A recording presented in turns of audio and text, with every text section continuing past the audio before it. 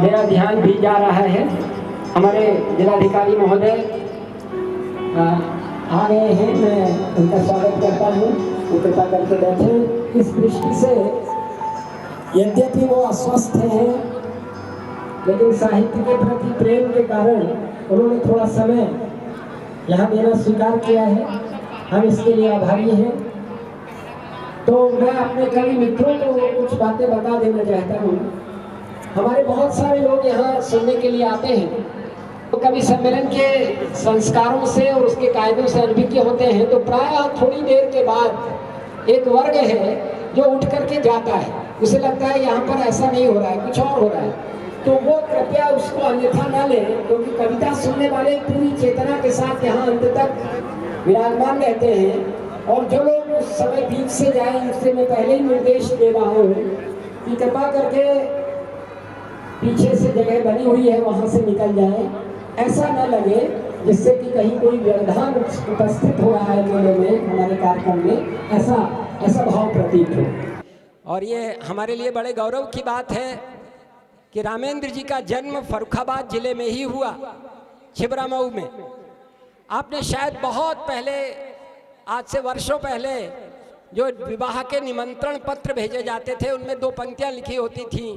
भेज रहा हूँ नेह निमंत्रण, प्रियवर तुम्हें बुलाने को, हे मानस के राजहंस तुम भूल न जाना आने को। ये पंक्तियां आपके ताऊ जी, आपके चाचा जी की, जो कि स्वयं बहुत बड़े कवि थे, उनके लिखी हुई थी। वो उस जमाने में गूंजा करती थी। उसी परिवार में श्रद्धेय रामेन जी का जन्म हुआ। आज वो इस आयोजन की अध्यक्षता कर रहे हैं और माँ सरस्वती को माल्यार्पण पुष्पार्पण करते हुए इस मध्य वाले आसन पर मेरे पास यहाँ पे फाइल रखी हुई है। हमारे गीतकारों की श्रृंखला में दूसरी कड़ी है श्री रामेंद्र त्रिपाठी, डॉक्टर विष्णु सक्सेना। हालांकि जिलाधिकारी महोदय का मत है कि गीतकारों, कवियों को खानों में नहीं बांटना चाहिए कि ये ओज का कवि है, ये गीत का कवि है। लेकिन मंच पर ये प्रथा प्रचलित है कि जो जिस विधा में लिखता है और प्रसिद्ध हुआ है मंच पर, लिखे तो सभी ने सभी प्रकार की कविताएं हैं, वो उस विधा के कवि के रूप में जाना जाता है। प्रियांशु पहली बार फर्रुखाबाद आ रहा है, इसलिए ज़्यादा प्यार की तालियां मिलनी चाहिए। गजेंद्र प्रियांशु हमारे श्रेष्ठ गीतकारों की श्रृंखला में आते हैं और अब मैं कवित्रियों की तरफ निगाह कर रहा हूँ। उसमें हमारी वरिष्ठ कवित्री डॉक्टर कीर्ति काले। अब आप देखिए डीएम साहब, कैसी विचित्र बात है। डॉक्टर कीर्ति काले और विष्णु सक्सेना ने मुझे फ़ोन किया कि भाई साहब आज मैं ज़रा जल्दी आऊँगा। तो मैंने कहा तो बड़ी खुशी की बात है, फर्रुखाबाद में होटल रॉयल अक्षय में आपके ठहरने की व्यवस्था है, आप आइए। मैं सोच रहा था आज इनके साथ 2-3 घंटे बिताऊंगा, बड़ा मौका मिल रहा है। अच्छा, बाद में पता चला कि उन्होंने 2 बजे से 4 बजे तक अपने कमरे में, दोनों ने अलग अलग, किसी का भी प्रवेश निषेध कर रखा है, क्योंकि 2 से 4 तक वो इंडियन ऑयल के कवि सम्मेलन में यहाँ से भाग ले रहे थे। एक जगह बैठ करके दिल्ली को भी संबोधित कर चुकी हैं आज, और दिल्ली के संबोधन के बाद आज इस मंच पर फर्रुखाबाद में डॉक्टर कीर्ति काले और विष्णु सक्सेना का आगमन हुआ है।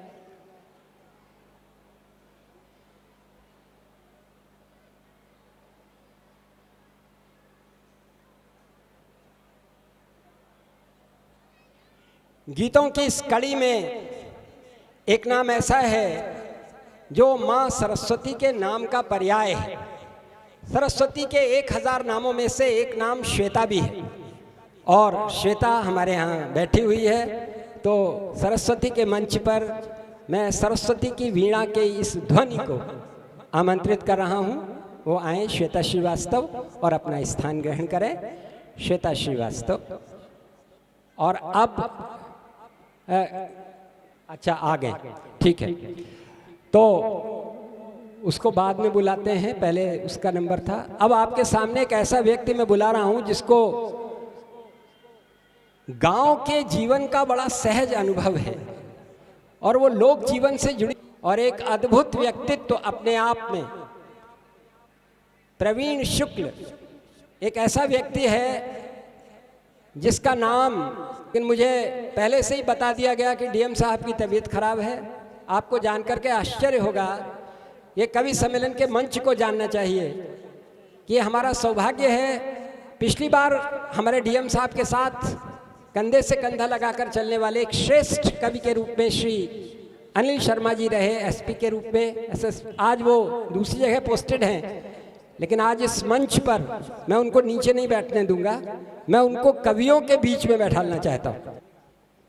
जब प्रशासन का कविता से रिश्ता जुड़ता है तो संवेदना घनीभूत होती है, और सरकार की जो योजनाएं हैं, बहुत पहले हमारे दुष्यंत कुमार ने लिखा था, सरकार तो बहुत कुछ करती है, केंद्र में चाहे किसी की भी सरकार हो, उसने अच्छा ही करने की कोशिश की, लेकिन वो गांव के आम आदमी तक पहुंच नहीं पाती वो बात। और तब कविता को कहना पड़ता है, हमें मालूम है पानी, आओ आओ भैया बैठो, आइए।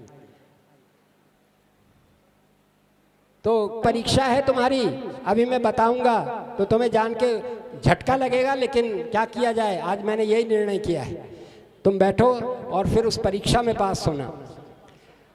अब मेरा ख्याल है मैंने लगभग सभी रचनाकारों को बुला लिया है। भाई ब्रजकिशोर जी भी कृपया आ जाएं और प्रिय उत्कर्ष अग्निहोत्री से पुष्पार्पण करा के उसे उसका स्थान दिलाएं और स्वयं भी बैठे। मैं जिलाधिकारी महोदय और उनके साथ बैठे हुए अधिकारियों से निवेदन करूंगा, वो थोड़ी देर के लिए मंच पर आएं और माँ सरस्वती के समक्ष दीप प्रज्वलन करके कवियों की तरफ से हमारे अध्यक्ष महोदय आएं और वहाँ पर पुष्पार्पण करें।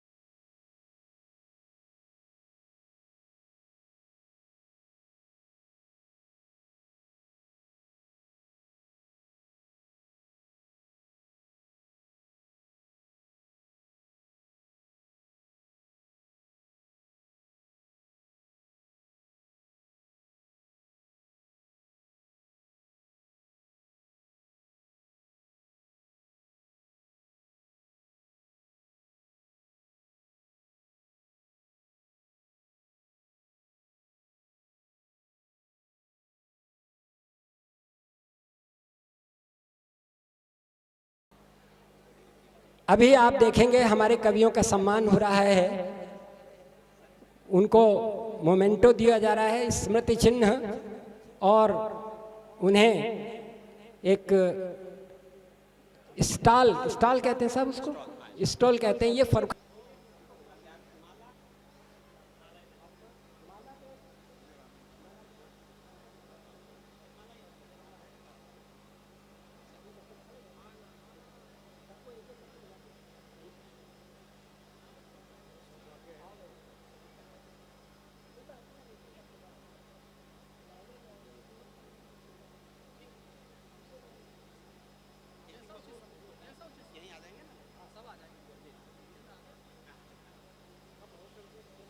ये हमारे मनवीर मधुर हैं, नाम मधुर है लेकिन आक्रोश इनकी कविता का मूल स्वर है।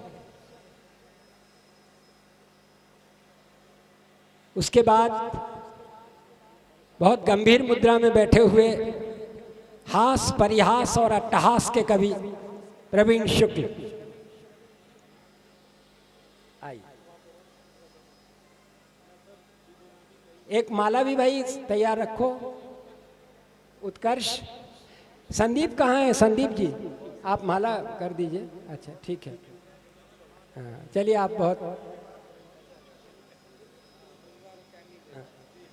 कहाँ है? डॉक्टर सुरेश अवस्थी कृपा करके मंच पर आए और हमारा सम्मान ग्रहण करें। अमेरिका वालों को संबोधित करने के बाद अब आप फर्रुखाबाद को संबोधित करेंगे। डॉक्टर सुरेश अवस्थी के बाद श्वेता श्रीवास्तव जी, आदरणीय श्वेता श्रीवास्तव हमारे मंच की कवित्रियों में से कवित्री त्रय, एक और हमारी कवित्री बांधवी आने वाली हैं, वो जैसे ही आए उन्हें मंच पर लाया जाए। तो श्वेता श्रीवास्तव जी और श्वेता जी के बाद डॉक्टर कीर्ति काले। आप लोग मेरे बिल्कुल सामने खड़े हो गए हैं, थोड़ा सा इधर आ जाइए, या मैं इधर आ जाता हूँ, ये ज़्यादा अच्छा, ये ठीक है। हाँ, भदौरिया साहब तो जन्म ही अच्छे चित्र लेने के लिए हुआ है। ये डॉक्टर कीर्ति काले हैं, हमारी हिंदी के मंच की मंगलमणि, और अब एक ऐसा व्यक्ति जो प्रकृति के द्वारा हठ करने के बावजूद बूढ़ा होने को तैयार नहीं है, ऐसे चिर युवा डॉक्टर विष्णु सक्सेना, जिनके प्यार भरे गीत हमारे युवा मित्रों के हृदय पर अंकित। भाई गजेंद्र प्रियांशु, गजेंद्र शब्द से लगता है जैसे ब्रजेंद्र जी के समकालीन हैं, लेकिन प्रियांशु शब्द चंद्रमा के करीब पहुंचा देता है, तो चंद्रमा जैसे प्रेम की कविताएं लिखने वाले गजेंद्र प्रियांशु जी। हाँ, प्रिय फारूक सरल, फारूक सरल उसका नाम ही जैसे हमारी सामासिक संस्कृति का दावा करता है। वो फारूक भी है और सरल भी है। सरल है इसलिए तरल है, और उस तरलता को प्रणाम करने के लिए हम फर्रुखाबाद में उसे आमंत्रित करते हैं। और अब आपने कभी ध्यान दिया, एक दिव्यता होती है जो सबको श्वास देती है लेकिन स्वयं दिखती नहीं। अनिल तत्व दिखता नहीं है। ये हमारा सौभाग्य है कि आज अनिल मिश्रा जी के रूप में वह दिव्य तत्व हमारे सामने साकार उपस्थित है। तो मैं अनिल जी से निवेदन करूंगा, आदरणीय एसपी साहब से, कि वो अब भाई हमारे मंच के फर्रुखाबाद के वरिष्ठ कवि भाई ब्रजकिशोर सिंह किशोर, हमने फर्रुखाबाद के रचनाकारों को दो कोष्ठकों में बांधा है।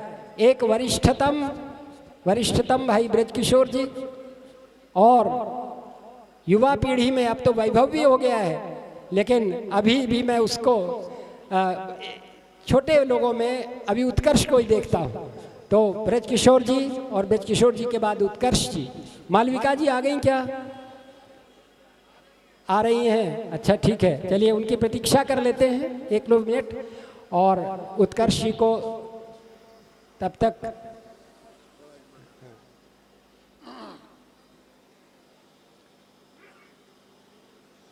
फर्रुखाबाद का नाम जिन्होंने पूरे देश में ही नहीं विदेशों तक पहुंचाया है, ऐसे परम श्रद्धेय आदरणीय डॉक्टर शिवोम अंबर जी, जिन्होंने 65 पुस्तकें जिनकी पब्लिश हो चुकी हैं, कई पुरस्कार मिले हैं। अभी हाल में ही एक पुरस्कार उनको मध्य प्रदेश सरकार ने दिया है।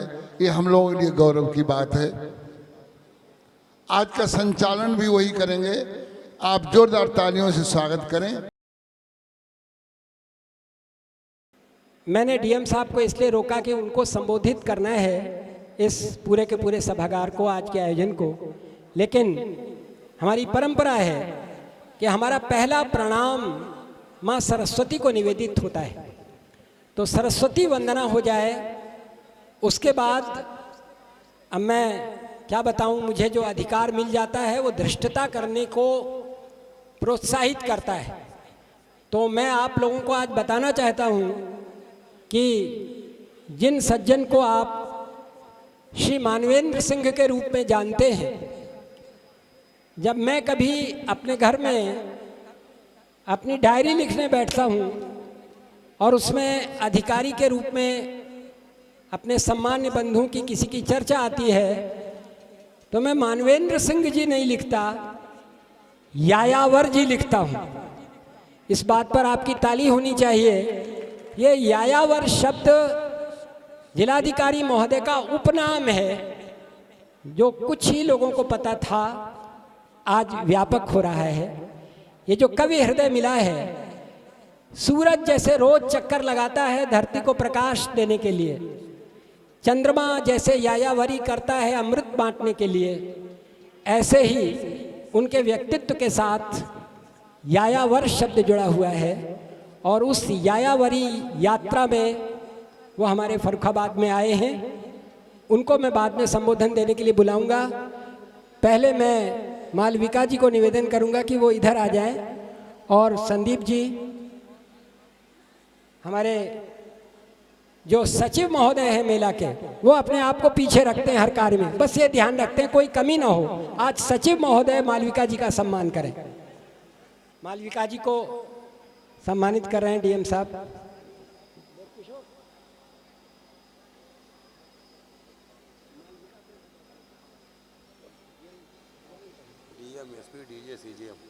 हैं? डीएम साहब, एसपी साहब, सीजीएम साहब, हाँ, ये सब लोग जिला जज भी है।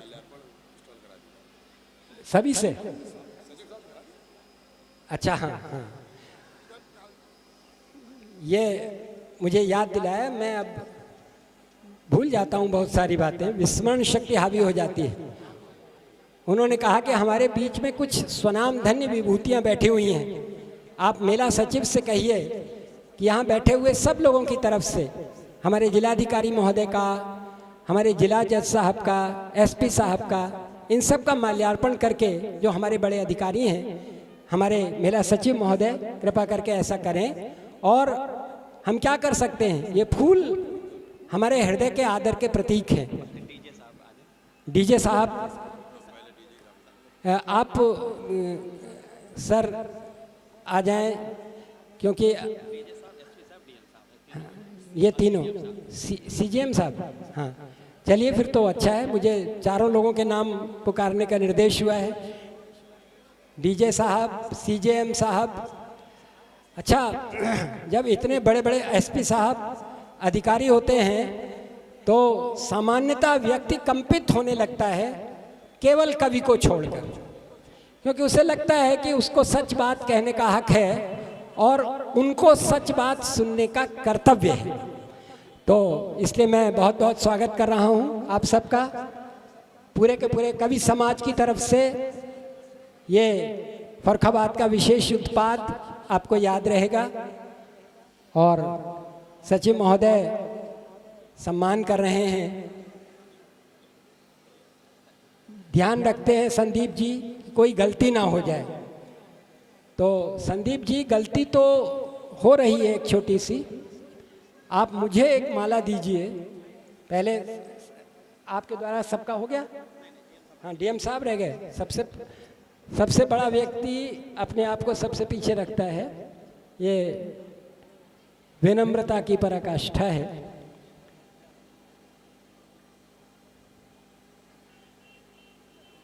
मेरा भी मन आप सबकी तरफ से माल्यार्पण करने का हो रहा है।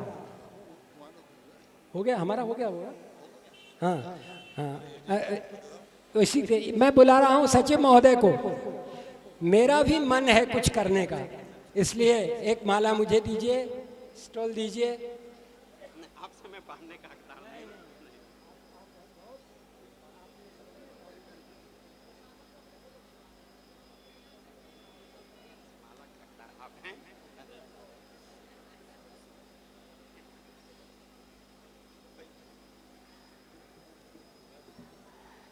ये जो मेला आप व्यवस्थित देख रहे हैं, इसमें सुबह से शाम तक, माला लीजिए,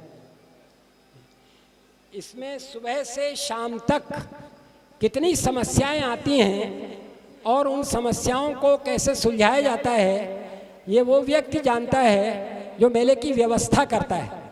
तो आप सब की अनुमति प्राप्त करके मैं संदीप को बुला रहा हूँ और मेला बहुत अच्छे ढंग से चले, मेले के साथ उनकी रात्रि और दिन जुड़े हुए हैं, दिन की तपस्या और रात्रि का जागरण। तो मैं उसके लिए कुछ कर नहीं सकता, लेकिन सबकी शुभकामनाओं के साथ ये माला संदीप जी को अर्पित करता हूँ।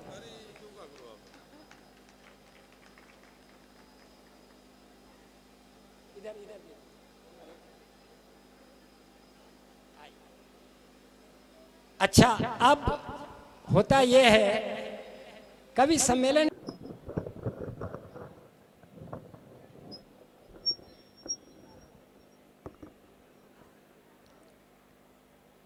वर्णानाम अर्थसंघानाम रसानाम छंदसामपि मंगलानाम च कर्तारौ वंदे वाणी विनायकौ। शब्दों, अर्थों, शब्द प्रबंधों की अधिष्ठात्री माँ वागीश्वरी को प्रणाम करती हूँ वाह, और उनसे प्रार्थना करती हूँ कि आज की शाम कवियों और श्रोताओं के हृदयों में विराजमान रस देवता को जागृत करें, जिससे हम कविगण रस की ऐसी वर्षा करें जिसमें पूरी सृष्टि भीग भीग जाए। बड़े भाई आदरणीय अंबर जी का आदेश हुआ है, मैं माँ वाणी वंदना करती हूँ, लेकिन एक अनुरोध करती हूँ कि आगे से लेकर पीछे तक के श्रोता, दाएं से लेकर बाएं तक के श्रोता, एक बार दोनों हाथ ऊपर उठाकर जोरदार तालियां बजाकर मुझे माँ वागीश्वरी की वंदना की अनुमति प्रदान करें।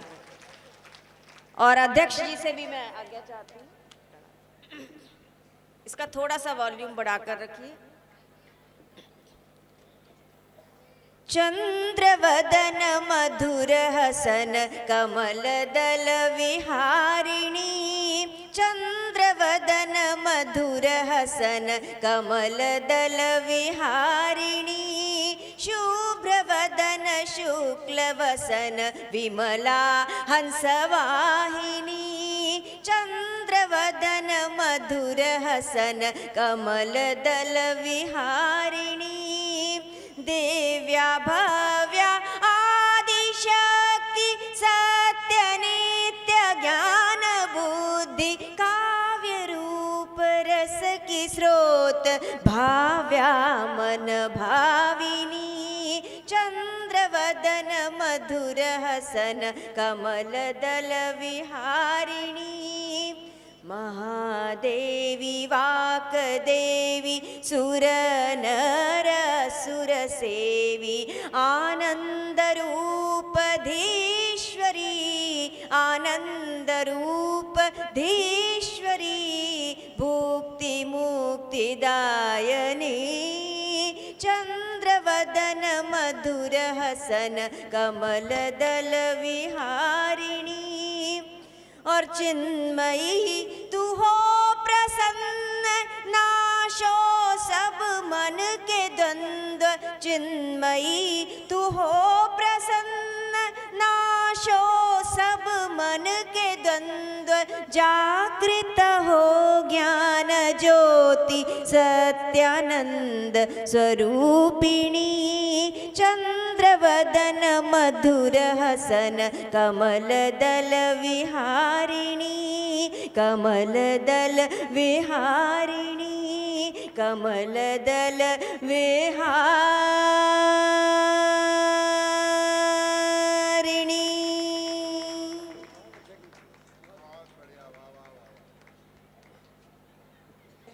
हरि चरण से प्रवहमान है गंगा, जिसके तट पर हम बैठे हुए हैं, चार पंक्तियां उसके लिए कहते हैं। हरि चरण से प्रवहमान है गंगा, ब्रह्मा के कमंडल का अनुष्ठान है गंगा, शंकर की जटाओं में लिए स्थान है गंगा, धरती पे प्रकट स्वर्ग का सोपान है गंगा।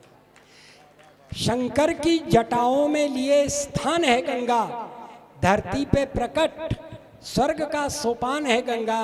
यदि गंगा जल का दर्श, स्पर्श, पान मिल गया तो तीनों देवताओं का वरदान मिल गया। यदि गंगा जल का दर्श स्पर्श पान मिल गया तो तीनों देवताओं का वरदान मिल गया। गंगा के इस पावन तट पर बैठे हुए हम लोग काव्य की आराधना के उत्सव में सम्मिलित हो रहे हैं। मैं सबसे पहले एक यायावर व्यक्तित्व को बुला रहा हूँ। सौभाग्य से वो हमारे जिलाधिकारी हैं। जिलाधिकारी के रूप में वो आज के आयोजन में सबके स्वागत के 2 शब्द कहें और कवि के रूप में हमें कुछ पंक्तियाँ दें। उनको जब मैं कविता पढ़ते हुए देखता हूँ, सुनता हूँ, तो मेरे चित्त में भवानी भाई का यह संदेश गूंजने लगता है कि जिस तरह हम बोलते हैं उस तरह तू लिख, और इसके बाद भी हमसे बड़ा तू दिख। इन पंक्तियों को सार्थक करते हैं आदरणीय सिंह साहब। मैं माननीय मानवेंद्र सिंह जी से निवेदन करूंगा कि वो आज के आयोजन को अपना स्वर दें।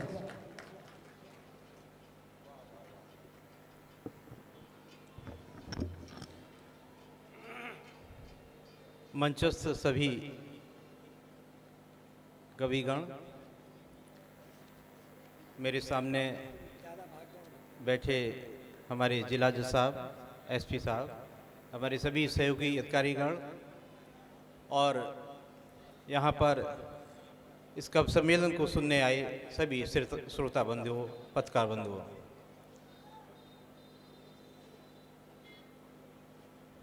मेला राम नगरिया का आयोजन किया जाए या ना किया जाए, ये मेरे लिए नवंबर माह में एक बहुत बड़ा प्रश्न था, क्योंकि कोविड की वजह से बहुत सी ऐसी चीज़ें हमें रोक रही थी। लेकिन मुझे लगा कि ये इस मेले का आयोजन होना चाहिए। उसमें मैं थोड़ा, मेरे अंदर घबराहट थी कि कहीं कोई ऐसी बात ना हो जाए जिससे कि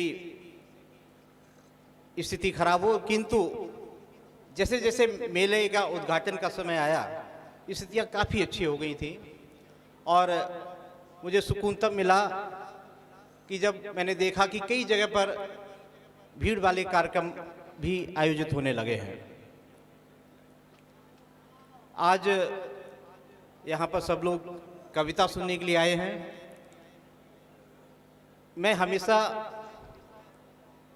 इस चीज़ से बचता रहता हूँ कि कवि के रूप में मेरा परिचय, जहाँ पर मेरी तैनाती हो वहाँ पर कवि के रूप में मेरा परिचय नहीं होना चाहिए। और मैंने पिछले एक कार्यक्रम में, अब चूंकि फेसबुक के माध्यम से बहुत सी चीज़ें अपने आप लोगों को पता लग जाती हैं, मेरा नाम भी शिव ओमर जी ने खोज लिया और मुझे पिछले उस कार्यक्रम में मुझे कविता पढ़ने के लिए मुझे मंच पर बुला लिया। मैं भी आज बचने का प्रयास कर रहा था, लेकिन बड़ा आग्रह हुआ कि नहीं मुझे आना है, क्योंकि मैं इससे डर रहा था कि मुझे फिर मंच पे बुलाया जाएगा, कविता पढ़ने के लिए कहा जाएगा। चूँकि शिव ओमर जी का आदेश है तो मुझे उस आदेश का पालन करना है। पिछली बार जब मैंने यहाँ पर रामनगरिया मेले का आयोजन जब हुआ था वो 14 जनवरी से प्रारंभ हुआ था। इस बार थोड़ा लेट हुआ है, जो कि हिंदी महीनों के हिसाब से होता ही है। तो उस समय मैं बहुत ज़्यादा, मैंने तभी ज्वाइन किया था, नवंबर के फर्स्ट वीक में ज्वाइन किया था, मुझे बहुत ज़्यादा जानकारी नहीं थी। तो मैंने, मेरे संपर्क में बड़े बड़े नाम कवियों के थे, तो मैंने एक सूची बना के एसडीएम साहब को दे दी। हमने कहा इन्हीं लोगों को, इन सभी लोगों को बुलाया जाए, जिससे कि एक इस तरह का कभी एक कवि सम्मेलन में बड़े बड़े नाम इसमें शामिल थे। लेकिन वो एक्सपीरियंस हमारा बहुत खराब रहा। वो सभी बड़े नाम विभिन्न खेमों में विभाजित थे, तो उनको एक जगह पे बैठाने में मुझे बड़ा मशक्कत करनी पड़ी। और इस बार तो मुझे लगा कि जहाँ पर शिव ओमर जी जैसे व्यक्ति हों, इतना बड़ा नाम हो कविता के क्षेत्र का, तो हमें ये सब का जोखिम नहीं उठाना चाहिए। और मैंने इस बार आपको ही पूरा सब कुछ सौंप दिया। बड़े आराम से कवि सम्मेलन का आयोजन हो रहा है, बहुत अच्छे अच्छे कवि यहाँ पर मौजूद हैं।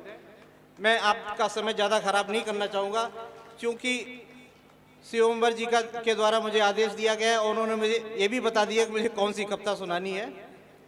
मैं कविता सुनाने के बाद अपना स्थान ग्रहण करूंगा। और जो कवि है यहाँ पर, मैं तो कवि नहीं हूँ, मैं अपने कवि नहीं मानता हूँ, जो वास्तव में कवि हैं उनको आप लोग अभी थोड़ी देर के बाद सुनेंगे।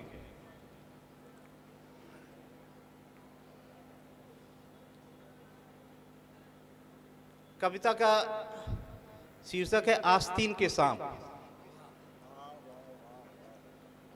भाई वाह वाह वाह वाह, शीर्षक ही अपने आप में महत्वपूर्ण है। आस्तीन के सांप, आस्तीन के सांप दिखाई नहीं देते, वाह वाह वाह वाह, आस्तीन के सांप दिखाई नहीं देते, महसूस किए जाते हैं। बहुत अच्छा। आस्तीन के सांप दिखाई नहीं देते, महसूस किए जाते हैं, बहुत करीब होने का एहसास भी दिलाते हैं। बहुत अच्छा। उन्हें नहीं है बहुत जल्दी, उन्हें नहीं है बहुत जल्दी, वे तो बस मौके की तलाश में रहते हैं। वाह वाह वाह, उन्हें नहीं है बहुत जल्दी, वे तो बस मौके की तलाश में रहते हैं। उनके दंश से मरता नहीं कोई, वाह वाह, उनके दंश से मरता नहीं कोई, किंतु जख्म बहुत गहरे, किंतु जख्म बहुत गहरे दे जाते हैं। बहुत अच्छा, बहुत अच्छा है। वाह वाह वाह, जिंदगी को वीरानगियों में धकेल जाते हैं, जीने की चुनौती भी सौंप कर, जिंदगी को वीरानगियों में धकेल जाते हैं, जीने की चुनौती भी सौंप कर जाते हैं। वाह। इसी क्रम में दूसरी कविता है आस्तीन के सांप।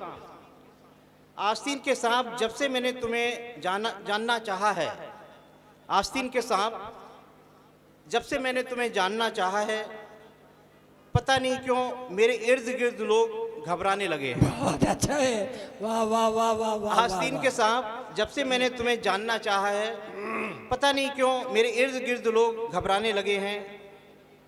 कदाचित उनके अंदर का सांप, कदाचित उनके अंदर का सांप तुम्हारे चर्चों से असहज हो चला है। बहुत अच्छा, बहुत तुम्हारे चर्चों से असहज हो चला है और अब वह अन्यत्र खोज पर निकल गया है। आस्तीनें तलाश रहा है और लोग घबरा रहे हैं। और अब वह अन्यत्र खोज पर निकल गया है, आस्तीनें तलाश रहा है और लोग घबरा रहे हैं। इसी क्रम में तीसरी कविता है आस्तीन के सांप बहुत खूबसूरत होते हैं। वाह। आस्तीन के सांप बहुत खूबसूरत होते हैं, गजब का सम्मोहन होता है उनकी आंखों में। वाह वाह, आदमी समझ नहीं पाता उन्हें, मंत्र मुग्ध सा चक्कर लगाता है उनके पीछे, जैसे ओखली में मट्ठा पिला दिया हो किसी ने। बहुत अच्छा। जैसे वाह, ओखली वाह, में वाह। मट्ठा पिला दिया हो किसी ने। जब एक दिन वह फन फैलाकर काटने को उद्यत होता है, तब बहुत देर हो चुकी होती है। बहुत अच्छा। वाह। तब वाह, बहुत देर हो चुकी होती है, आस्तीनें छत बिच्छत हो फट चुकी होती हैं। बहुत अच्छा। आस्तीनें छत बिच्छत हो फट चुकी होती हैं। नेक्स्ट कविता इसी क्रम में है मुझे यकीन नहीं आता, मुझे यकीन नहीं आता कि मैं सांपों से घिरा हुआ हूँ। वाह। मुझे यकीन नहीं आता कि मैं सांपों से घिरा हुआ वाह वाह हूँ। वाह वाह वाह, सांप एक लिजलिजा विचारोत्तेजक किंतु समसामयिक सुखद विस्मयकारी एहसास। बहुत अच्छा। फिर भी है उसकी आंखों में गजब का सम्मोहन, फिर भी है उसकी आंखों में गजब का सम्मोहन, इसलिए मैं ऐसे सांपों से घिरा रहना चाहता हूँ।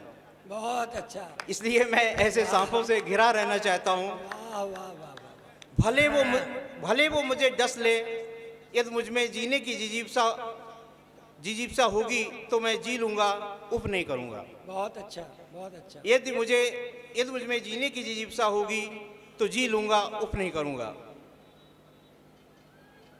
नेक्स्ट है इसी क्रम में आस्तीनें भी घबराई हुई हैं। वाह। आस्तीनें भी घबराई हुई हैं। उन्हें पता लग गया है कि सांप घूम रहे हैं। आस्तीनें भी घबराई हुई हैं। उन्हें पता लग गया है कि सांप घूम रहे हैं। सांप घूम रहे हैं आस्तीनों की तलाश में। वाह वाह वाह, उन्हें पता चला है कि आस्तीनों के सांप मायावी होते हैं, अदृश्य शक्तियों से लैस। इसलिए आस्तीनें 2 गुना घबराई हुई हैं। तेज हवा में फड़फड़ा रही हैं जोर जोर, तेज हवा में फड़फड़ा रही हैं जोर जोर। नेक्स्ट है इसी क्रम में, आस्तीन के सांप, संबोधन है। आस्तीन के सांप, अब सुनो मेरे लहू की पुकार, ललकारता हूं तुम्हें, ललकारता हूं तुम्हें। तुम मुझ पर विजय इसलिए पा सके हो कि अब तलक तुमने सब पीछे से वार किए हैं। बहुत अच्छा। अब तलक तुमने वाह, वाह। सब पीछे से वार किए हैं, किंतु सावधान, किंतु सावधान, अब आघात करने से पहले फिर सोचना, किंतु सावधान, अब आघात करने से पहले फिर सोचना, क्योंकि अब मेरे पार्श्व में भी आंखें उगाई हैं। बहुत अच्छा। क्योंकि अब मेरे पार्श्व में भी आंखें उगाई हैं। और अंत में इस कविता की श्रृंखला में अंतिम कविता है। मैं इतना क्यों सांप के प्रति हमारा दुराग्रह है? सांप ऐसा तो नहीं है जितना हम उसको इतना गलत उसको मानते हैं। उसकी भी आवाज, उसकी भी बात होनी चाहिए। बेशक मैं सांप हूँ, बेशक मैं सांप हूँ, जंगल दर जंगल भागा किया अनवरत सदियों से। बेशक मैं सांप हूँ, जंगल दर जंगल भागा किया अनवरत सदियों से। तेरी आहटों ने कितनी नींदें हराम की हैं, कितनी पीढ़ियों की कोई हिसाब है। तेरी आहटों ने कितनी नींदें हराम की हैं, कितनी पीढ़ियों की कोई हिसाब है। अकारण मैंने तुम्हें कभी नहीं डसा है, वाह वाह। अकारण मैंने तुम्हें कभी नहीं डसा है। वाह वाह वाह। निकृष्ट तब भी मुझे आस्तीन का सांप कहते हो, निकृष्ट तब भी मुझे आस्तीन का सांप कहते हो। जयचंद और मीर जाफर की संतानों, जयचंद और मीर जाफर की संतानों, कितने खंजर घोपे हैं, कोई हिसाब है। बहुत अच्छा, बहुत अच्छा। Thank you. आप लोगों को मैंने काफ़ी देर बोर किया है। अब नकली कवि यहाँ से हट रहा है, असली कवि लोग बैठे हुए हैं और आपको रसास्वादन कराएंगे। Thank you.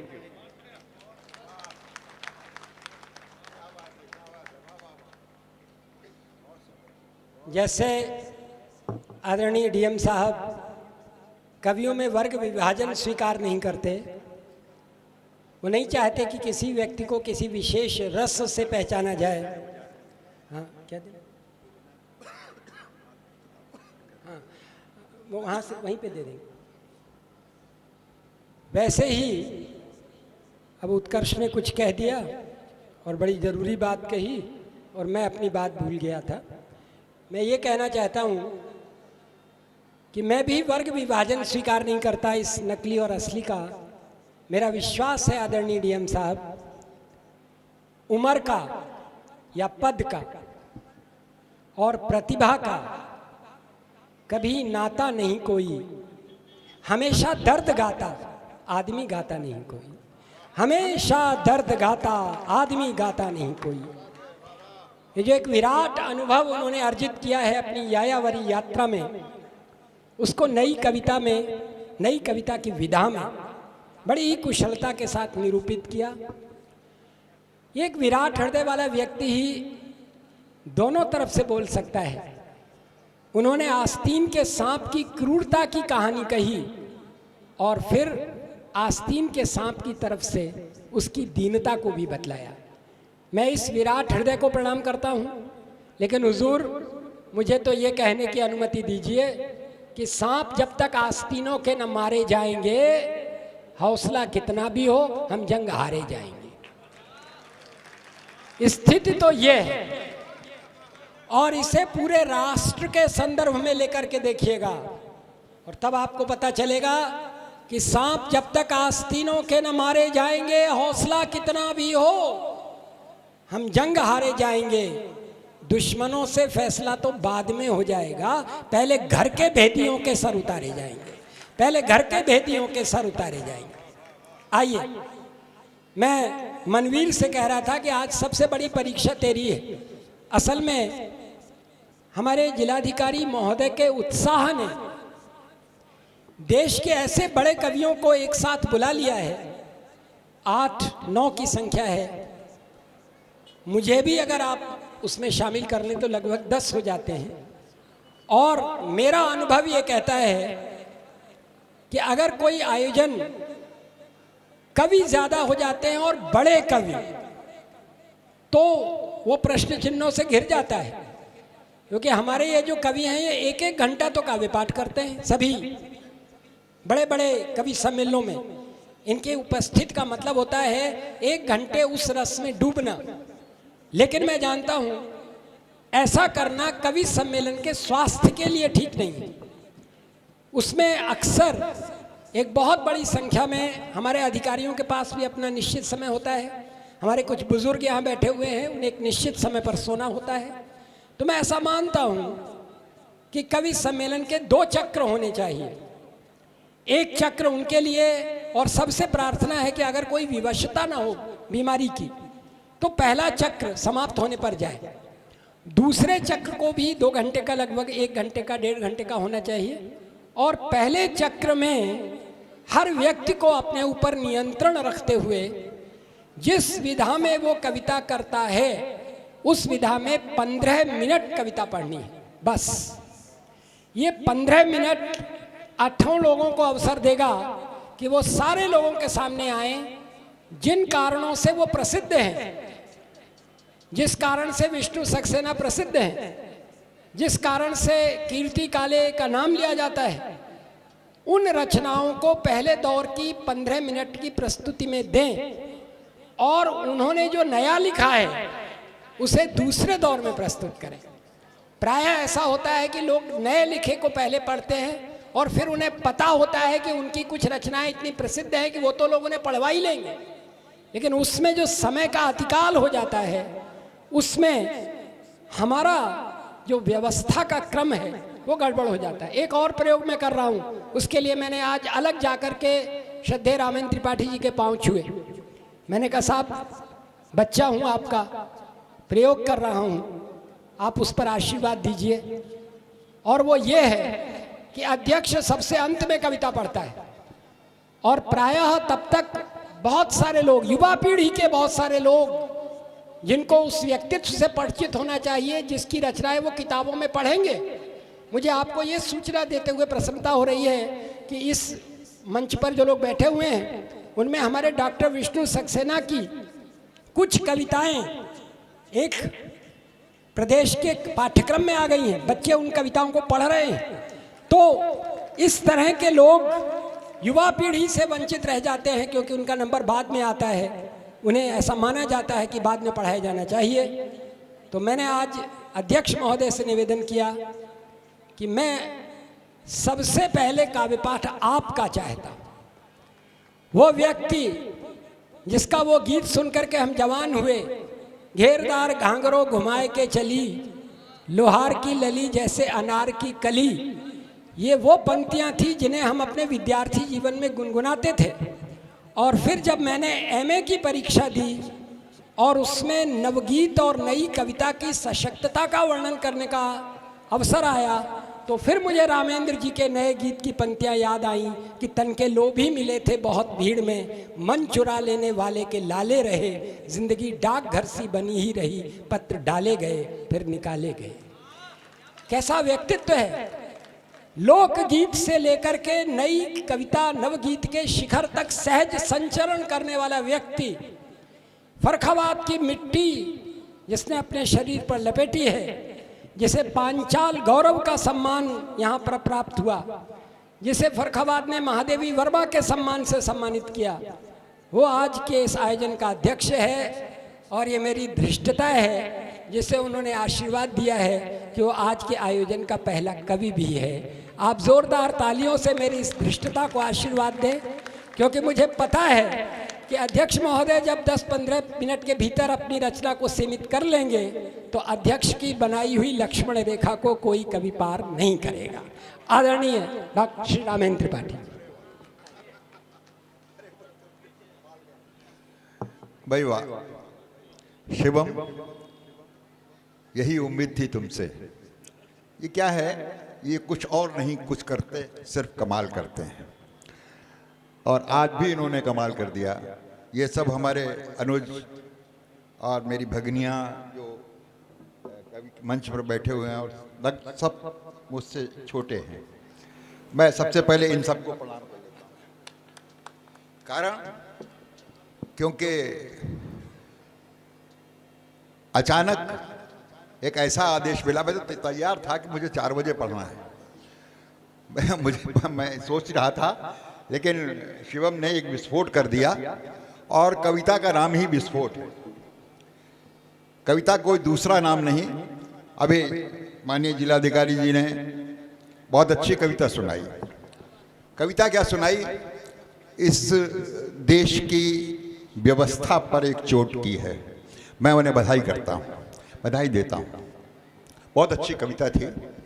अब ये सांप कहाँ कहाँ हैं, इनको ढूंढने के लिए नज़र चाहिए, और एक IAS अधिकारी की नज़र उन पर है तो निश्चित रूप से हमारा भविष्य सुरक्षित है, ऐसा मान के चलता हूँ। मेरा टाइम शुरू होता है अब। घड़ी देख लेना भाई। और वो जब मेरी कविता तमाम रंगों की बिखरी हुई कविता, मैं कहाँ से शुरू हो जाऊँ मुझे पता नहीं, लेकिन मैं हो जाता हूँ तो हो जाता हूँ। यहाँ बहुत से अच्छे कवि हैं बैठे हुए हैं, मैं 15 मिनट में तो वो गर्म ही होते हैं। अब मैं जानता हूँ सबको, और बड़ी तैयारी है उनकी, और आए हैं रामनगरिया मेरे लिए अलग जगह नहीं है। मैं यहीं छबरामऊ में पैदा हुआ हूँ, और आप लोगों के आशीर्वाद से कविता के क्षेत्र में एक छोटा मोटा नाम हो गया है। ये बचनेश जी की भूमि है, ये महादेव वर्मा की भूमि है, और सौभाग्य से ये मेरी भी भूमि है। मैं सबसे पहले इस भूमि को प्रणाम करता हूँ। गांव देहात से आए हुए लोग दोस्तों, कविता की दुनिया में आज रात को आपको अवगाहन करना है, और इस अपराकाशी में बैठकर काव्य का रस का पान करना है। यहीं से शुरू करता हूँ। भाई संभाल लेना यार, मैं बुजुर्ग हो गया हूँ इसलिए। अरे भाई साहब क्या बात कर रहे हैं। वाह। शुक्लांबरधारी गंगा, शुक्ला अंबरधारी गंगा, भागीरथ से हारी गंगा। गंगा के किनारे बैठे हुए लोगों 4 पंक्तियां निवेदित करता हूं। शुक्लांबरधारी गंगा, भागीरथ से हारी गंगा, भागीरथ से हारी गंगा। नदी गोत्र में तू ही केवल कहलाती अवतारी गंगा। नदी गोत्र में तू ही केवल कहलाती अवतारी गंगा, भागीरथ से हारी गंगा। और ये संगम मानस का संगम, इतने लोग आए हुए हैं गांव से। ये संगम मानस का संगम, मानस की महतारी गंगा। ये संगम मानस का संगम, मानस की महतारी गंगा। और यमुना का जल मिले कि जैसे राधा से गिरधारी गंगा। जल मिले कि जैसे राधा से गिरधारी गंगा। अरे सबको तारा हमें भी तारो, हम रामेंद्र तिवारी गंगा। अच्छा है की बात है। सबको तारा, वाह वाह वाह वाह। सबको तारा हमें भी तारो, हम रामेंद्र तिवारी। गंगा के तट पर बैठे हुए हैं इन लहरों से। लहरें कैसे बन जाती हैं, कैसे, क्या मेरी तरफ से एक निवेदन। आपने गंगा देखी है, मैंने कैसे गंगा किनारे नहीं हैं, किनारे नहीं हैं, नदी के अधर हैं। आप कविता हो गई तो बता देना गांव वालों। किनारे नदी के अधर हैं, जिन्हें चूमने हर लहर जा रही है, जिन्हें चूमने हर लहर जा रही है। और लहर जैसे लड़की कोई गांव वाली, लहर जैसे लड़की कोई गांव वाली, खुदकती भुदकती शहर जा रही है। किनारे नदी के अधर हैं, नदी के अधर हैं, नदी के अधर हैं, नदी के अधर हैं। आपने सुना, आपसे निवेदन कर दिया गया था कि आह वाह ना करें तो ताली बजा के।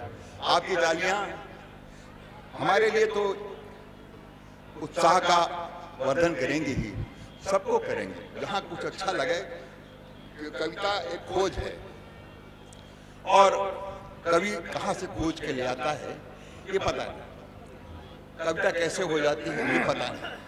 अगर लोग कह देते हैं कि कविता है, कहता हूं कि चला था तब नजर थी पांव पर अपने, चला था तब नजर थी पांव पर अपने, चला था तब नजर थी पांव पर अपने, उठाकर सर चला होता सिकंदर हो गया होता। वाह वाह वाह वाह वाह वाह वाह वाह, उठाकर सर चला होता वाह वाह, सिकंदर हो गया होता। चला था तब नजर थी पांव पर अपने। और अर्ज करता हूं कि हादसों में हौसला लेकर चलो, हादसों में हौसला लेकर चलो, जब चलो कुछ फैसला लेकर चलो। जाने कब हो जाए किससे दुश्मनी, दोस्ती में फासला लेकर चलो। जाने कब हो जाए किससे। तालियां बहुत कमजोर हैं, तालियां बजाने का आपको हाँ कमजोर हैं, कविता कमजोर हो जाती है।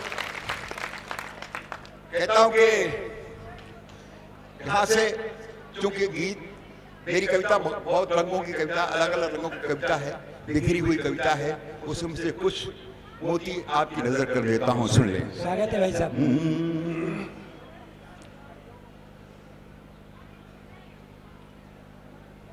ये एक उद्देश्य है कविता का, आप तक आप उस पर पहुंचेंगे और समर्थन देंगे। ये पानी, पानी पर एक कविता आपकी नजर करता हूं, सुनिएगा। पानी जीवन का आधार, पानी धरती का श्रृंगार, पानी जीवन का आधार, पानी धरती का श्रृंगार। तालियां बजाइएगा, मुझे अच्छा लगा। पानी है तो है संसार, पानी है तो है संसार, पानी जीवन का आधार, पानी धरती का श्रृंगार।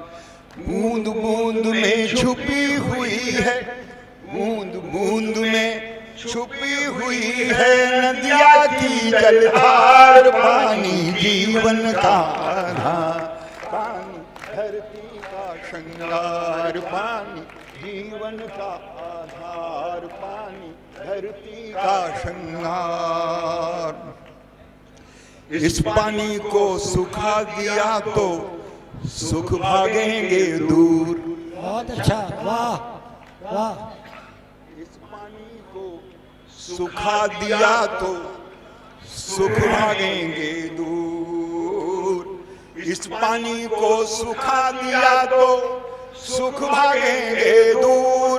और पानी पीकर ही जिंदा है मालिक और मजदूर, पानी पीकर ही जिंदा है मालिक और मजदूर। अरे दुनिया वालों, दुनिया वालों, दुनिया वालों, अब मत करना पानी को बीमार, पानी जीवन का वाह वाह वाह वाह वाह। श्रृंगार, पानी जीवन का आधार पानी धरती का श्रृंगार। पानी गंगा पानी जमुना पानी गंगा पानी जमुना पानी अमृत धारा। पानी गंगा पानी जमुना पानी अमृत धारा। और पानी वाला कहलाता है भारतवर्ष हमारा। पानी वाला कहलाता है भारत देश हमारा। भारत देश हमारा भारत देश हमारा। और इस पानी का लोहा माने इस पानी का लोहा माने दुनिया की सरकार। पानी जीवन का आधार पानी धरती का श्रृंगार। पानी जीवन का आधार पानी धरती का श्रृंगार। रात को नील गगन में चमके पानीदार सितारे। वाह वाह वाह वाह वाह। रात को नील गगन में चमके रात को नील गगन में चमके पानीदार सितारे। और सूरज चांद हमें देते हैं सूरज चांद हमें देते हैं पानी के फव्वारे। सूरज चांद हमें देते हैं पानी के फव्वारे। उपज को दूना कर देती है उपज को दूना कर देती है पानी की बौछार। पानी जीवन का आधार पानी धरती का श्रृंगार। पानी जीवन का आधार पानी जीवन का आधार।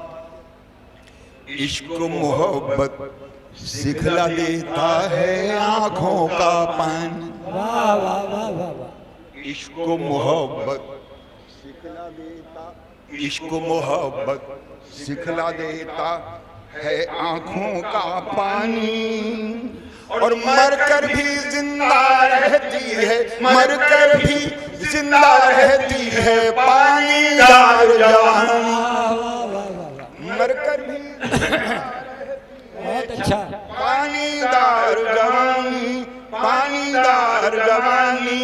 और एक रंग होकर भी इसके होते रंग हजार। पानी जीवन का आधार पानी धरती का श्रृंगार। पानी जीवन का आधार पानी धरती का श्रृंगार। यह आवश्यक था इसलिए मैंने सुनाया। आपने सराहा इसलिए बहुत बहुत धन्यवाद। ये एक रंग है। अभी 15 मिनट में कुछ बाकी है ना। चलिए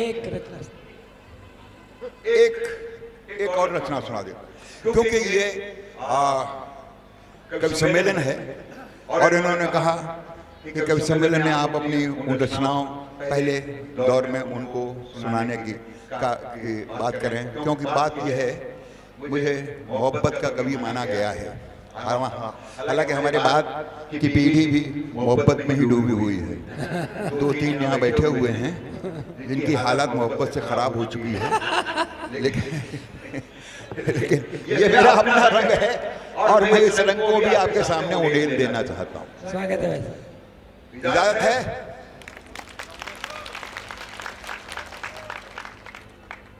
ये थी भूमिका। यहां से होता हूं शुरू। हमने पत्थर से भी फूलों को निकलते देखा। हमने पत्थर से भी फूलों को निकलते देखा। तोड़ पाषाण को जलधार मचलते देखा। हमने पत्थर से भी फूलों को निकलते देखा। तोड़ पाषाण को जलधार मचलते देखा।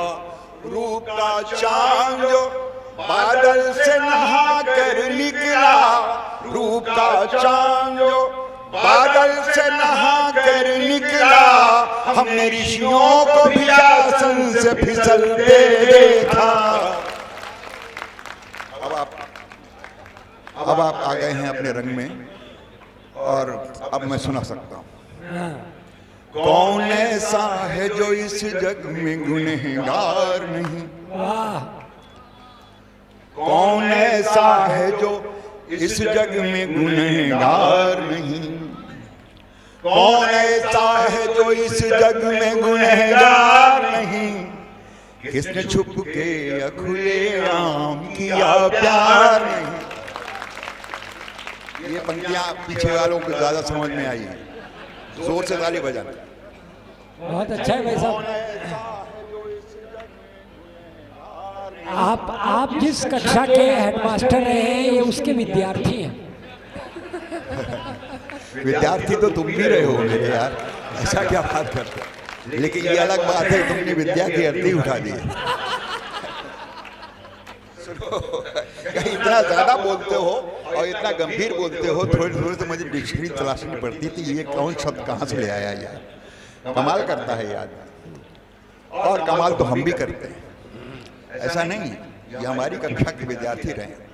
कौन ऐसा है जो इस जग में गुनहगार नहीं, किसने छुप के या खुलेआम किया प्यार नहीं, फर्क इतना सा है बस तेरे मेरे जीवन का, फर्क इतना सा है बस तेरे मेरे जीवन का, हमने स्वीकार कर लिया तुझे स्वीकार नहीं।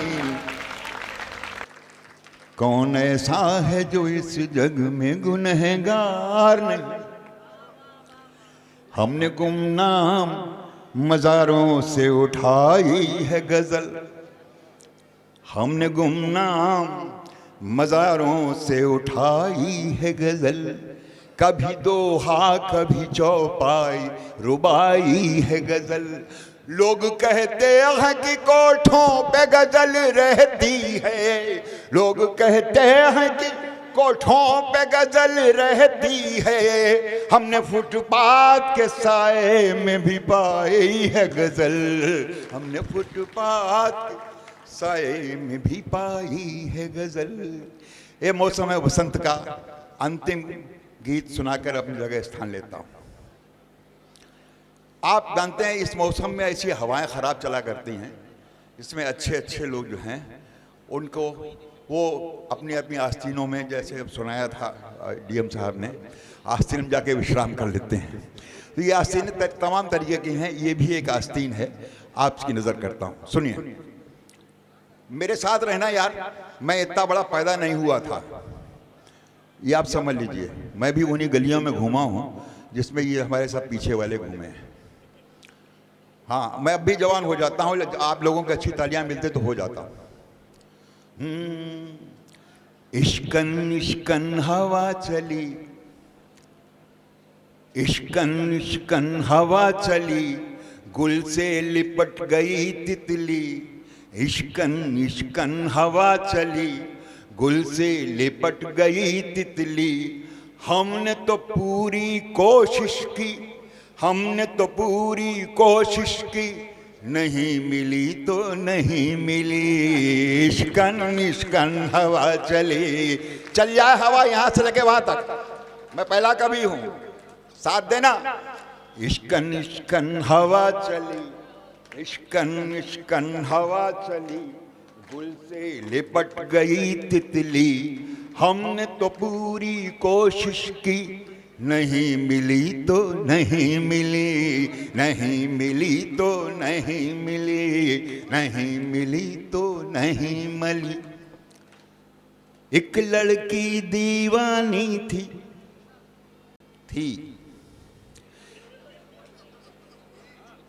एक लड़की दीवानी थी, आदत की वो रानी थी। एक लड़की दीवानी थी, आदत की वो रानी थी। भाई रेशम रेशम जुल्फें थी, रेशम रेशम जुल्फें थी, पूरी हिंदुस्तानी थी, पूरी हिंदुस्तानी थी। जिस्म की थी दुबली पतली, जिस्म की थी दुबली पतली, हमने तो पूरी कोशिश की, नहीं मिली तो नहीं मिली। इश्कन इश्कन हवा चली, इश्कन इश्कन हवा चली, गुल से लिपट गई तितली, हमने तो पूरी कोशिश की, नहीं मिली तो नहीं मिली, नहीं मिली तो नहीं मिली। और ये बड़ा खतरनाक बंद है, हर एक पर गुजरता है। उम्र से मैंने उठाया, उम्र जो 16 साल हुई, उम्र जो 16 साल हुई, तो हिरनी जैसी चाल हुई। उम्र जो 16 साल हुई, हिरनी जैसी चाल हुई। भाई खुद तो माला माल हुई, खुद तो माला माल हुई, बस्ती सब कंगाल हुई। खुद तो माला माल हुई, खुद तो माला माल हुई, बस्ती सब कंगाल हुई। भाई पानी में फिसली मछली, हमने तो पूरी कोशिश की, नहीं मिली तो नहीं मिली। इश्कन इश्कन हवा चली, इश्कन इश्कन हवा चली, इश्कन इश्कन हवा चली। हिंदी गाना गाती थी, हिंदी गाना गाती थी, उर्दू में शर्माती थी। हिंदी गाना गाती थी, हिंदी गाना गाती थी, उर्दू में शर्माती थी। भाई खुद तो चोरी करती थी, खुद तो चोरी करती थी, हमको चोर बताती थी। खुद तो चोरी करती थी, हमको चोर बताती थी। भाई कच्चे आम की थी गुठली, यहां तालियां आती हैं, है नहीं, तालियां आती। कच्चे आम की थी गुठली, कच्चे आम की थी गुठली, हमने तो पूरी कोशिश की, नहीं मिली तो नहीं मिली। इश्कन इश्कन हवा चली, इश्कन इश्कन हवा चली। अंतिम इस कविता का, और यूं 15 मिनट मेरे खत्म होते हैं। अब भी उसका रोना है, अब भी उसका रोना है, होना है सो होना है। अब भी उसका रोना है, होना है सो होना है। उसकी खुशबू से व्याकुल, उसकी खुशबू से व्याकुल, दिल का कोना कोना है। उसकी खुशबू से व्याकुल, दिल का कोना कोना है। भाई कहाँ खो गई जन्म जली, कहाँ खो गई जन्म जली, कहाँ खो गई जन्म जली, मेरी आंखों की पुतली। हमने तो पूरी कोशिश की, नहीं मिली तो नहीं मिली। इश्कन इश्कन हवा चली, इधर वाले, इश्कन इश्कन हवा चली, इश्कन इश्कन हवा चली, गुल से लिपट गई तितली। हमने तो पूरी कोशिश की, नहीं मिली तो नहीं।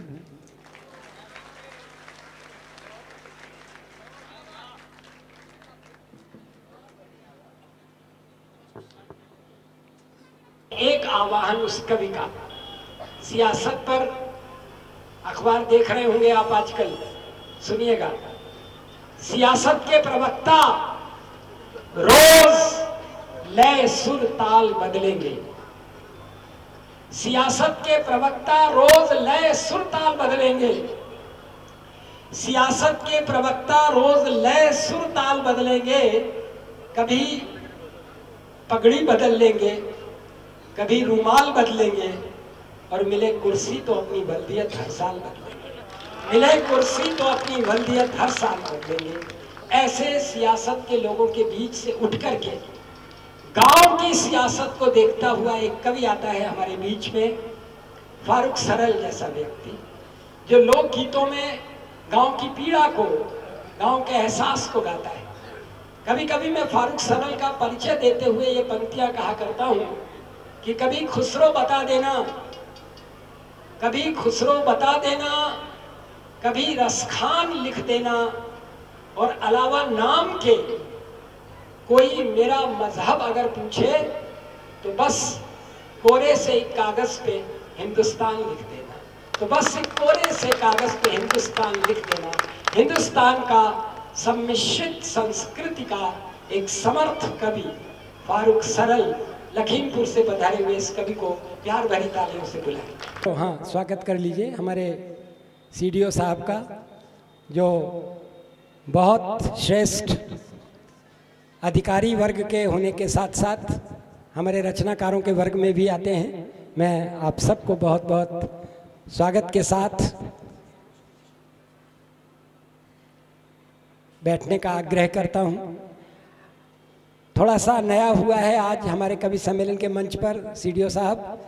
आज हमारे अध्यक्ष ने सबसे पहले कविता पढ़ी और सबसे पहले अध्यक्षीय गरिमा के अनुसार उन्होंने वक्त के हालात को देखते हुए पानी की आवश्यकता के ऊपर, प्रकृति पर्यावरण की रक्षा के ऊपर कविता पढ़ी, और उसके बाद उन्होंने बताया कि वो जिंदगी के किस विद्यालय की कक्षा के हेडमास्टर रहे हैं।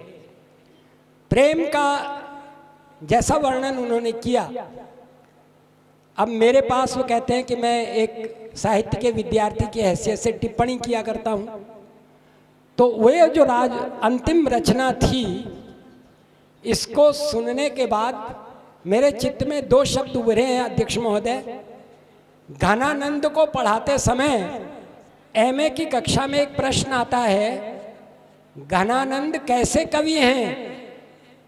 तो उसके उत्तर में पहला वाक्य बच्चों को लिखाया जाता है, वह देहबद्ध दृष्टि के नेहबिद्ध कवि हैं। तो देहबिद्ध दृष्टि, कैसे वो मछली सी फिसलती गई और कैसे जन्म जली शब्द का प्रयोग करके कवि ने जैसे अपने अंतस के समस्त अनुराग को प्रकट कर दिया। अंजुम जब जा रहा था तो मैंने कहा था, भैया रुक जाओ, मैं भगवान से प्रार्थना करने वाला हूँ कि हमारे आज के अध्यक्ष को ये जो इनकी कविता की नायिका थी, अब इस जन्म में तो जो हुआ सो हुआ, अगले जन्म में ये 7 फेरों के साथ आपके पार्श्व में हमेशा विराजमान रहे। तो इस प्रार्थना के साथ मैं युवा पीढ़ी के मित्रों को संबोधित करते हुए कहता हूँ कि तू अभी अभी इश्क के ऊपर कविता पढ़ी गई, तू अगर इश्क में बर्बाद नहीं हो सकता, तू अगर इश्क में बर्बाद नहीं हो सकता, जा, तुझे कोई सबक याद नहीं हो सकता, जा, तुझे कोई सबक याद नहीं हो सकता, और टूटना मेरा मुकद्दर है कि मैं शीशा हूँ और शीशा कभी फौलाद नहीं हो सकता, और शीशा कभी फौलाद नहीं हो सकता। रंग परिवर्तन कर रहा हूँ, रस परिवर्तन कर रहा हूँ। अध्यक्ष महोदय ने बहुत कृपा की आज के आयोजन के ऊपर। उन्होंने प्रारंभ में काव्य पाठ करना स्वीकार किया और एक दिशा भी दी। कोशिश करें कि अपने आप को उसी के भीतर बांधते हुए चलें, ताकि पहले दौर में सारे के सारे कवियों को सुन करके अधिकांश लोग जिनको जाना है वो जा सकें, और फिर दूसरे दौर में हम सारे के सारे कवियों की प्रतिनिधि रचनाएं पुनः सुन सकें। तो पहले दौर के अगले कवि को बुलाते हुए एक टिप्पणी सियासत पर और एक आवाहन उस कवि का। सियासत पर अखबार देख रहे होंगे आप आजकल, सुनिएगा। सियासत के प्रवक्ता रोज लय सुर ताल बदलेंगे, सियासत के प्रवक्ता रोज लय सुर ताल बदलेंगे, सियासत के प्रवक्ता रोज लय सुर ताल बदलेंगे, कभी पगड़ी बदल लेंगे, कभी रूमाल बदलेंगे, और मिले कुर्सी तो अपनी वल्दियत हर साल बदलेंगे, मिले कुर्सी तो अपनी वल्दियत हर साल बदलेंगे। ऐसे सियासत के लोगों के बीच से उठ कर के गांव की सियासत को देखता हुआ एक कवि आता है हमारे बीच में, फारूक सरल जैसा व्यक्ति, जो लोकगीतों में गांव की पीड़ा को, गांव के एहसास को गाता है। कभी कभी मैं फारूक सरल का परिचय देते हुए ये पंक्तियां कहा करता हूं कि कभी खुसरो बता देना, कभी खुसरो बता देना, कभी रसखान लिख देना, और अलावा नाम के कोई मेरा मजहब अगर पूछे तो बस कोरे से एक कागज़ पे हिंदुस्तान लिख देना। तो बस एक कोरे से कागज़ पे हिंदुस्तान लिख देना। हिंदुस्तान का सम्मिश्रित संस्कृति का एक समर्थ कवि फारूक सरल लखीमपुर से पधारे हुए इस कवि को प्यार भरी तालियों से बुलाएं।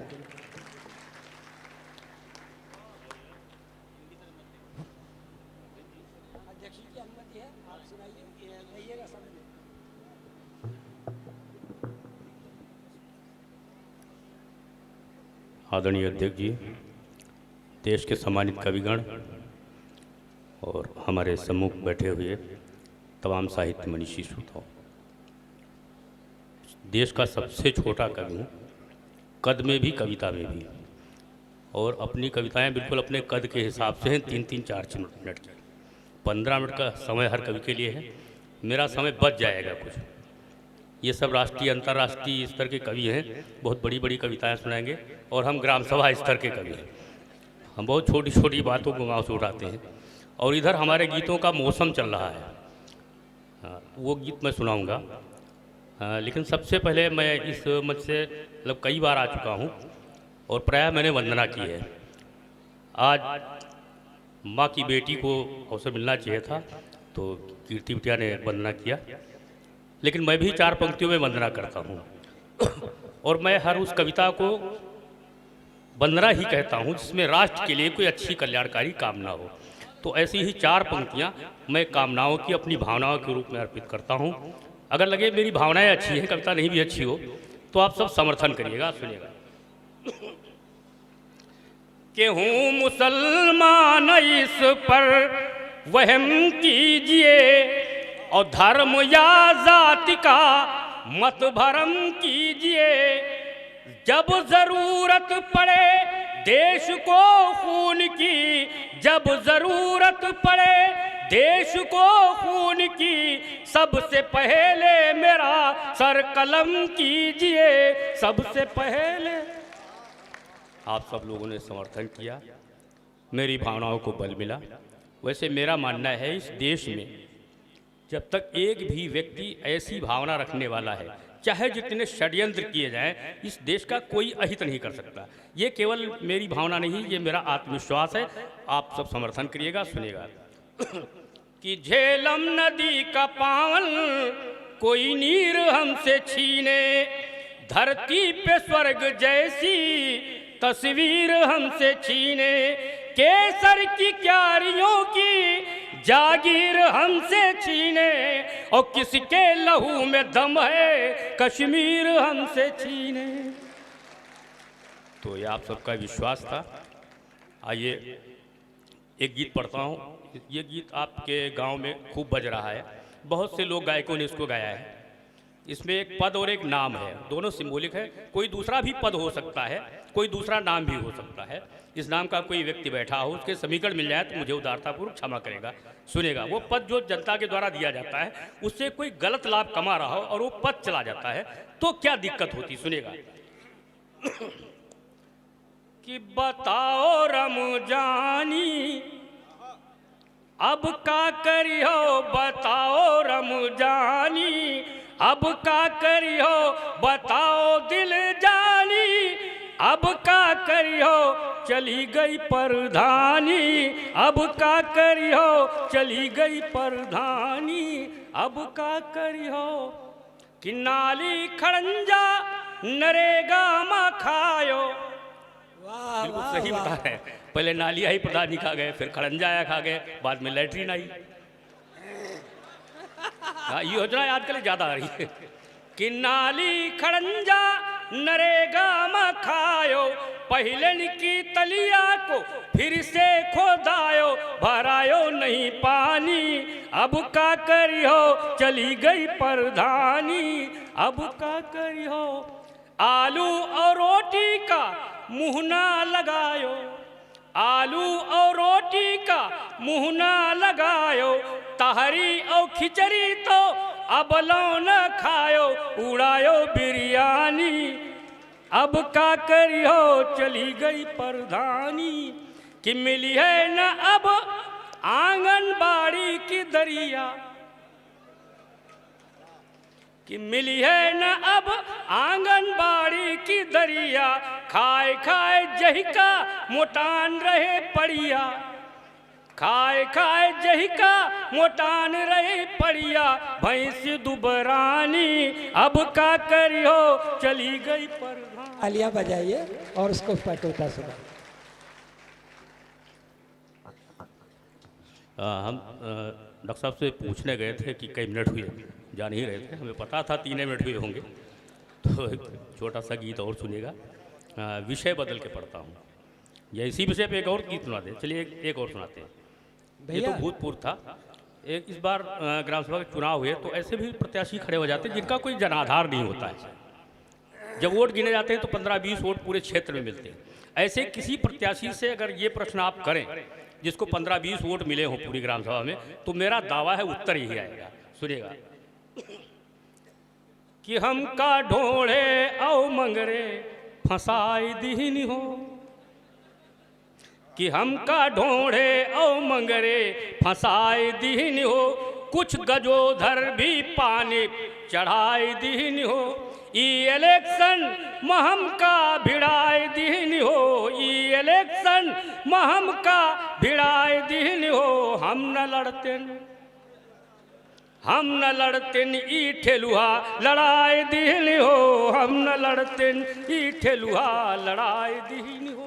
कैसे ऊंचा करते हैं ऐसे लोगों को कि गांव में खूब टम्पू इहाई किन, 4 लुच्चा लफंगा समर्थन दिन, मरी काटे फिर लोटिया डुबाए दीनी हो, हम न लड़ते ई ठेलुहा लड़ाई दीनी हो। जैसे सुगबुगाहट होती गांव में, तमाम लोग ऐसे लोग दरवाजे पे आने शुरू होते हैं। उनका अपना स्वार्थ होता है कि होती संझा का द्वारे पे जमघट जुटे, खूब दारू छने रोज मुर्गा कटे, नाच पीटे ई पी के नसाए दीनी हो, हम न लड़ते ई ठेलुहा। अच्छा, ऐसी प्रत्याशी को शुरू में ही गांव वाले अंडरलाइन कर लेते हैं। जिसके दरवाजे पे आता है एक ही उत्तर मिलता है, हर दरवाजे पे एक ही उत्तर। सुनेगा कि हम गांव में जही के घर वाट मांगई गयन, गांव में जही के घर वाट मांगई गयन, ऊ कहिस जाओ निश्चिंत तुम्हें दिहन। यही कहते हो आप लोग, कोई प्रत्याशी आवे कि गांव में जही के घर वाट मांगई गयन, ऊ कहिस जाओ निश्चिंत तुम्हें दिहन, बाद में सारे मिलके हराए दीनी हो, हम न लड़ते ई ठेलुहा लड़ाई दीनी हो। मूलतः मैं संवेदनाओं का कवि हूँ और ये गीत आनंद के लिए थोड़ी देर आपका मन लगने के लिए, कविता सुनने का मन बन जाए, इसलिए मैं पढ़ता हूँ। और कविता के विषय मेरी सोच ये है कि 10,000 की भीड़ अगर ताली बजा दे, इसका अर्थ ये नहीं मैंने कोई बहुत अच्छी कविता पढ़ी, लेकिन 10,000 की भीड़ में एक संवेदनशील व्यक्ति ऐसा बैठा हो जिसे मानवीय संवेदनाओं को सुन करके एक बूंद आंसू झलक आया। मैं समझता हूँ सबसे कविता का पारखी श्रोता मेरा वही है और मेरी सबसे अच्छी कविता वही है। तो मैं अपनी मूल विधा का एक गीत नन्हा सा 3 मिनट का और पढ़ता हूँ, सुनेगा। एक दृश्य चित्रण है। हर पर्व के ऊपर हर घर में अच्छे अच्छे पूड़ी पकवान बनते हैं, लेकिन गांव में एक ऐसा परिवार है जिसके यहाँ कमाने वाला कोई नहीं। घर में एक रोटी का आटा नहीं, त्यौहार का दिन है, छोटा सा बच्चा है, बाहर जाता है, दूसरे बच्चों को पूड़ी पकवान खाते हुए देखता है, घर जाता है, माँ से जिद करता है।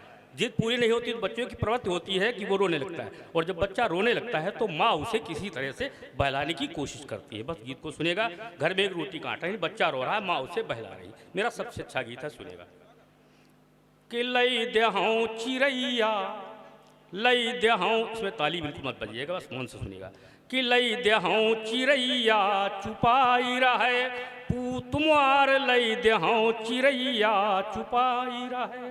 कि पूरी पूरी रट लगाए नानहलरी कवारवावे, पूरी पूरी रट लगाए नानहलरी कवारवावे। दिहे खिलौना बेलमई नाही महतारी चुपवावे, दिहे खिलौना बेलमई नाही महतारी चुपवावे। दोपहर तेने आगी बारे झूठ मूठ बकावे, दोपहर तेने आगी बारे झूठ मूठ बकावे और नान कुतरिया रुआवे नहीं अबहन चढ़ी करैया छुपाई रहे पूत मुआर लई देहां चिरैया छुपाई रहे। बच्चे को बहलाने के लिए उसने चूल्हा जला दिया, कढ़ाई चढ़ा दी, तेल आटा कुछ नहीं, गर्म कढ़ाई में उसके आंसू गिरते हैं, एक आवाज़ होती है, उस आवाज़ को बच्चा सुनता है और बहुत खुश होता है कि लई देहां चिरैया छुपाई रहे। निसुसै कुढ़ै भीतर है भीतर ऊपर मुँह ना खोले, निसुसै कुढ़ै भीतर है भीतर ऊपर मुँह ना खोले, असुआ गिरे करैया मैया छुनुन मुनुन जब बोले, लड़का समझे बने कचौरी कनियम बिहसै डोले, लड़का समझे बने कचौरी कनियम बिहसै डोले, अंगूरी पकड़ दिखावे मैया निकसे नखत जो नैया छुपाई रहे पूत मुआर लई देहां चिरैया छुपाई रहे। तो खेलते ख्याल सोई गवामुल महतारी ना सोई, खेलते ख्याल सोई गवामुल महतारी ना सोई, कोसि कोसि कै अपन गरीबी शिशुक शिशुक कै रोई, सोचै भोर है लड़का जागी तब विधना का होई, सोचै भोर है लड़का जागी तब विधना का होई, अवैस गरीबी हम का काहे दीन कुंवर कन्हैया छुपाई रहे पूत मुआर लई देहां चिरैया छुपाई रहे।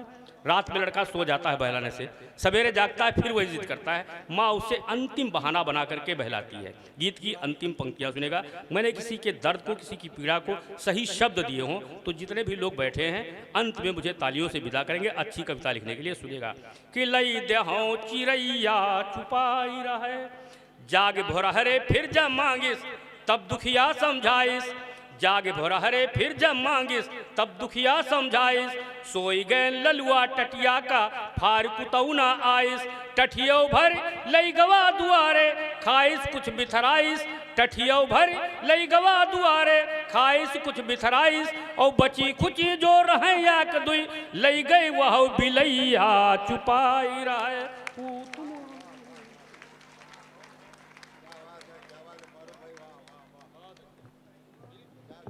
ग्रामीण संवेदना को प्रस्तुत करने वाले भाई फारूक सरल के बाद आज जैसे प्रयोगों का दिन है, मुझे याद है एक बार ऐसा हुआ, आज मैं उसको फिर दोहरा रहा हूँ। हमारे पास सामान्यतः कवि सम्मेलनों में ऐसा होता है कि अपेक्षाकृत युवा कवियों को पहले पढ़ाते हैं, फिर वरिष्ठ कवियों की तरफ बढ़ते हैं। आज ऐसा नहीं हुआ, हमारे वरिष्ठतम कवि ने सबसे पहले पढ़ा। हमारे दो नाम ऐसे हैं जिनको सबसे अंत में पढ़ाया जाता है प्रायः कवि सम्मेलनों में, एक विष्णु सक्सेना का, एक डॉक्टर कीर्ति काले का। इस क्रम को भी मैं बदलना चाहता हूँ। उसके पीछे घटना ये है, मुझे अच्छी तरह से याद है, इंडियन ऑयल के कार्यक्रम में आज ये लोग उससे स्मार्टफोन से भाग लेकर के आ रहे हैं। इंडियन ऑयल की ये घटना है, नीरज जी और अशोक चक्रधर जी बैठे हुए थे मंच पर।